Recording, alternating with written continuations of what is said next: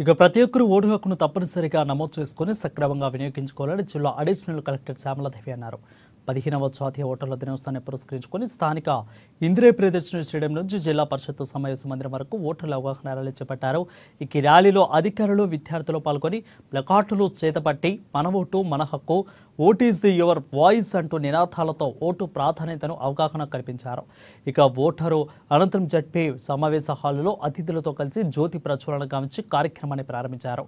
ఈ సందర్భంగా ఆమె మాట్లాడుతూ దేశ భవిష్యత్తు ఓటర్ల చేతిలోనే ఉందని అన్నారు. 18 ఏళ్లు నిండిన ప్రతి ఒక్కరితోనూ ఓటరు నమోదు చేయించి ఓటు హక్కును వినియోగించుకోవాలని సూచించారు.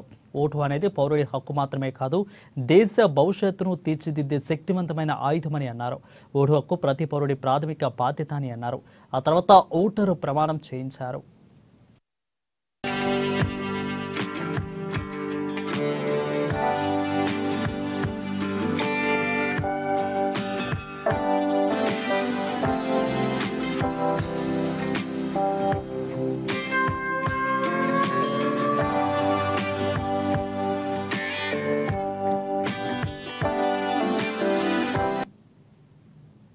ఆప్తులను